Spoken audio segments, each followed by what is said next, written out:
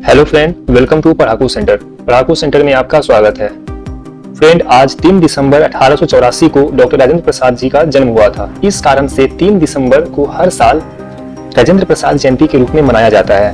क्योंकि डॉक्टर राजेंद्र प्रसाद जी भारत के प्रथम राष्ट्रपति थे और भारत के इतिहास में सबसे लंबे कार्यकाल तक राष्ट्रपति रहने वाले अगर कोई व्यक्ति है तो वो डॉक्टर राजेंद्र प्रसाद जी हैं। इसके साथ साथ डॉक्टर राजेंद्र प्रसाद भारतीय संविधान सभा के अध्यक्ष के रूप में भी कार्यरत थे। इस कारण से डॉक्टर राजेंद्र प्रसाद के बारे में जानना एग्जाम पॉइंट ऑफ व्यू से बहुत ही ज्यादा इंपॉर्टेंट हो जाता है। तो आज के इस छोटे से वीडियो में हम लोग डॉक्टर राजेंद्र प्रसाद जी के बारे में जो भी एग्जाम ओरिएंटेड फैक्ट्स हैं उसे जानने का प्रयास करेंगे। तो आइए फ्रेंड जानते हैं। फ्रेंड, जैसे कि हम लोग अभी डिस्कस किए कि डॉक्टर राजेंद्र प्रसाद का जन्म 3 दिसंबर 1884 को हुआ था। 3 दिसंबर 1884 यह डेट फ्रेंड बहुत ही ज्यादा इंपॉर्टेंट है क्योंकि 1885 ईस्वी में इंडियन नेशनल कांग्रेस का गठन हुआ था। तो इंडियन नेशनल कांग्रेस के गठन से जस्ट 1 साल पहले डॉक्टर राजेंद्र प्रसाद का जन्म होता है।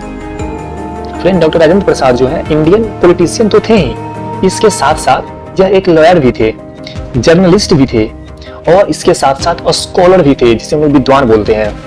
और यह भारत के पहले राष्ट्रपति के रूप में जो है इन्होंने सर्व किया।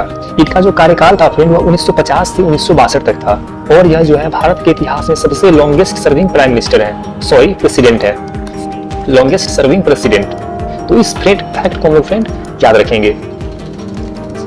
इंडियन नेशनल जो मूवमेंट चल रहा था उसमें इन्होंने गांधी जी का बढ़ चढ़ करके साथ दिया और इनका एक महत्वपूर्ण योगदान है इंडियन नेशनल मूवमेंट में।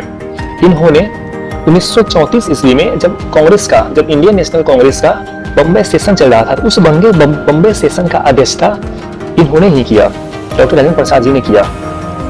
इसके साथ साथ फ्रेंड जब 1939 में कांग्रेस के अंतर्गत इंटरनल डिस्प्यूट के कारण सुभाष चंद्र बोस जो है वो क्या करते हैं कि अपने प्रेसिडेंटशिप पर से, अपने प्रेसिडेंट के क्लेम पर से वो क्या करते हैं कि रिजाइन दे देते हैं। जब हरिपुरा और त्रिपुरा का सेशन हुआ और जो है त्रिपुरी के सेशन में उनके इलेक्शन डिस्प्यूट होने के कारण और गांधी जी से मतभेद होने के कारण डॉक्टर सुभाष चंद्र बोस अपने प्रेसिडेंट के पोस्ट पर से रिजाइन दे देते हैं। तब उसके बाद डॉक्टर राजेंद्र प्रसाद दूसरी बार कांग्रेस के प्रेसिडेंट बने, दूसरी बार कांग्रेस के अध्यक्ष बनते हैं। फिर 1946 में जब 1946 में इंटरिम गवर्नमेंट बना और जवाहरलाल नेहरू के अध्यक्षता में जब इंटरिम गवर्नमेंट बनता है तो उस इंटरिम गवर्नमेंट में डॉक्टर राजेंद्र प्रसाद जो है वो एक मंत्री थे, वो एक मिनिस्टर थे और इनका जो पोर्टफोलियो था फ्रेंड वो था फूड एंड एग्रीकल्चर मिनिस्टर्स का, फूड एंड एग्रीकल्चर मिनिस्टर। और फूड एंड एग्रीकल्चर मिनिस्टर रहते हुए इन्होंने एक उस समय फेमस स्लोगन दिया था, उसे हम लोग बोलते हैं ग्रो मोर फूड्स। इसका मतलब होता है फ्रेंड कि अधिक अनाज उपजाओ, अधिक अनाज उपजाओ का जो स्लोगन था वो डॉक्टर राजेंद्र प्रसाद देते हैं।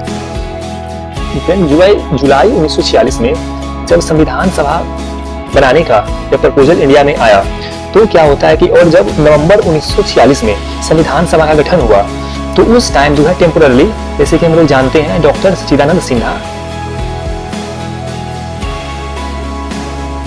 संविधान सभा के एक टेम्पोररी प्रेसिडेंट बनते हैं। बट जब संविधान सभा में फ्रेंड इलेक्शन हुआ तो उस इलेक्शन के बाद डॉक्टर राजेंद्र प्रसाद को संविधान सभा का प्रेसिडेंट बनाया गया और जब तक संविधान सभा रहा तब तक जो है यह संविधान सभा के प्रेसिडेंट के रूप में उन्होंने कार्यभार को संभाला।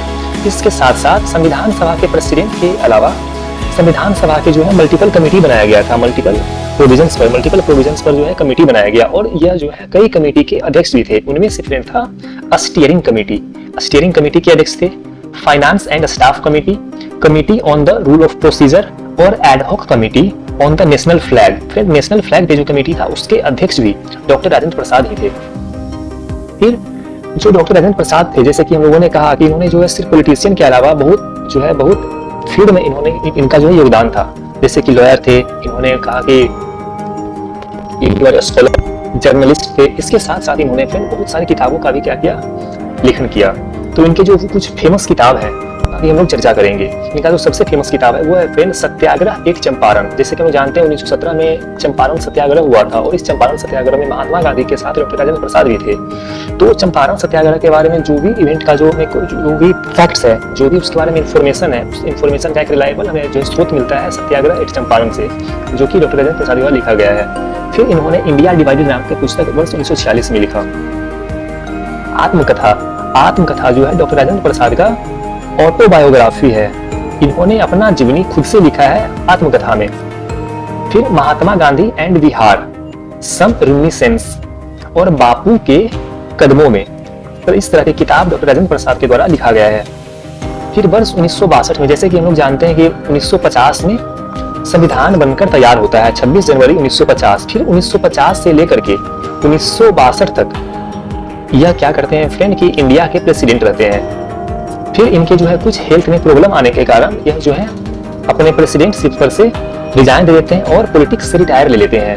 और फिर इनका कुछ हेल्थ इशू होने के कारण इनका डेथ हो जाता है, और उस डेथ के बाद वर्ष 1962 में इन्हें भारत रत्न का अवार्ड दिया जाता है, जो कि भारत का, इंडिया का सबसे हाईएस्ट सिविलियन अवार्ड है। तो हम लोग फ्रेंड इस लेक्चर में डॉक्टर राजेंद्र प्रसाद से रिलेटेड जो भी इंपॉर्टेंट फैक्ट्स था उसे अभी हम लोग क्या किए हैं, इस पढ़ने का काम किया। इसी तरह से हम लोग और भी वीडियो में जो भी फेमस पर्सनालिटी है उसके बारे में चर्चा करेंगे। तो तब तक फ्रेंड थैंक यू, फिर मिलते हैं नेक्स्ट वीडियोज में।